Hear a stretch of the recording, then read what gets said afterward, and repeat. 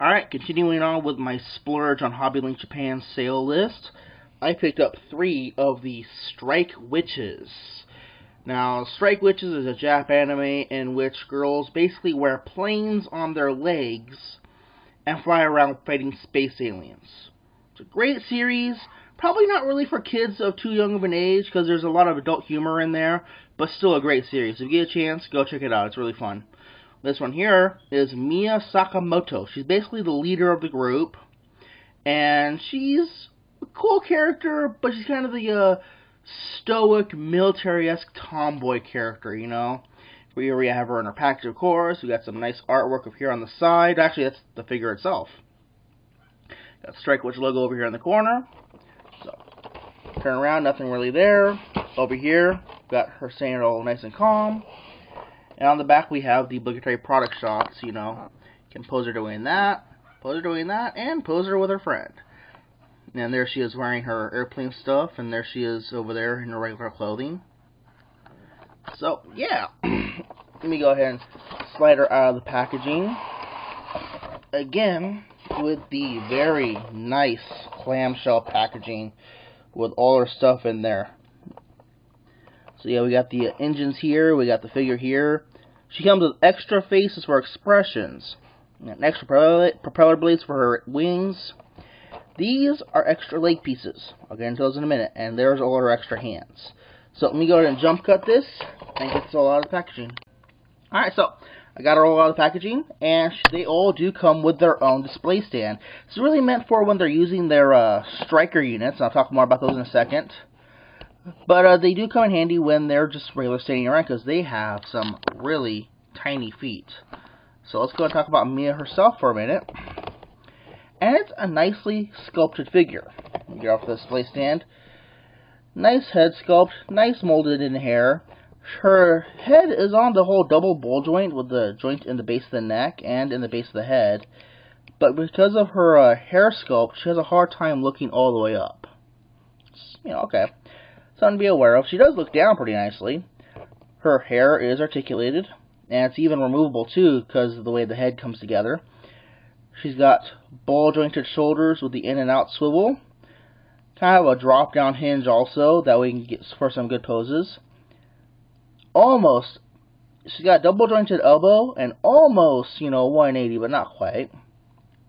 She's got the ball jointed wrists, and these hands are tiny little hands, and I'm afraid of losing them, so when I get around to swapping bits around, I'm going to be doing a lot of jump cuts to get that done, alright? They do wear shorty shorts, and she does have a double jointed waist, so she can get that kind of pose going on, and it pops out easily, so you can take the legs apart to put the striker units on there. She's got the drop down hips, and nice, beautiful double jointed knees. And ball jointed, well, not really ball jointed, but double hinge jointed ankles.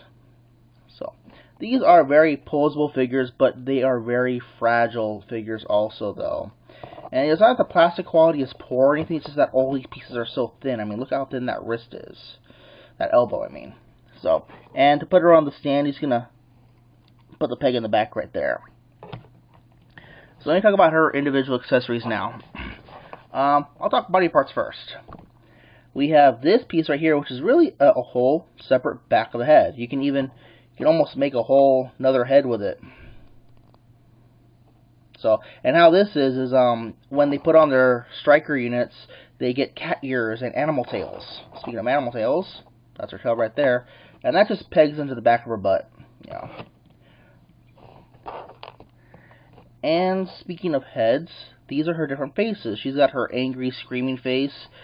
And this face right here is actually her special ability, because it poses off with this hand, which is her eye patch. And you'd pose it with, you know, her hand up to the eye like that. And basically her eye is a long-range telescope.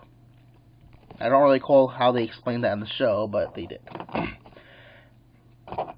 And her hands, she has a gun holding hand for when she's using her big heavy machine gun. Tilt the camera down a little bit. she's got a splayed open hands. She's got a thumbs up, kind of a thumbs up, kind of a half grabbing hand. A regular holding hand for holding swords. This is for holding her sword straight up and down. And this is for holding her sword at a tilt. And she's got this interesting little hand for holding hands with one of her friends, which is really cool. And I'll show those off later on. And I already pointed out this hand right here. This is for her eye patch face. And then she has two of these, which is her legs that are made for using the striker units. And basically you pop her legs off the ball joints, pop these on, and then slide the striker unit onto the leg. Yeah. So let's go ahead and talk weapons now. This is her primary weapon. It's a nice katana that goes into the sheath very nicely, and it drapes over her shoulders too. And there's an extended version also, which I'm not recalling exactly why, but it's cool she has two of them. And she comes with this big ol' machine gun that is almost as tall as her. Yeah. And then we come to these striker units, what gives them their ability to fly. And I know these are based off of real plane designs, I'm just not exactly sure which plane though. So on that part can spin back there, and you can take off the tail end, replace that bit with one of these for basically a, she's just floating in the air, or she's sitting down at a launch pad. So, alright. Let me jump cut this, swap some parts around on her, and get her in her striker units. Okay, well, I honestly don't recall if she ever dual wielded her swords, but I just couldn't resist making that really cool pose right there. So yeah, here she is with her striker units on. And she is in full flight position. So this displaced arm is actually really strong. So as you can see, I have swapped off her face. I got her cat ears on there. So yeah, you know, these are really fun figures. You just gotta be really gentle with them. So I'm gonna go ahead and jump cut this again and get her pose with her machine gun and her flip-up eye patch. Alright, so here I have Mio Sakamoto posed. You know, kind of in a hovering, hanging back kind of pose with a big old machine gun going on. And right up here you can see that I have her eye patch open. So yeah. Let me go ahead and straighten her legs out. Now, these do make her legs longer than normal. So she is actually as tall as possible right now. So what I'm going to do now is bring in some comparison shots. Let's bring in Generations Blur. And as you can see, you know, Mia is noticeably taller with her striker units on, but she's thinner though, you know. Let's bring in Fall of Cybertron Air Raid. Again, taller, but noticeably thinner. Now let's bring in same company figure. This is the Bandai Shinkenger Gold, and they're actually about the same size, but Mia comes with a lot more accessories than him. And here is D-Art's Vile. So, Mio Sakamoto is a really fun figure. You gotta be gentle with her though, and she's got a lot of accessories, so be aware of that. As I said, I picked her up off of Hobby Link Japan, along with two other Strike Witches for $70 altogether, but I got them on sale. Usually these girls go for about $40 a pop, and then there's shipping on top of that. So if you're interested, be aware of that. I'll put links down below. But she is an expensive figure, definitely not for kids. But she is fun.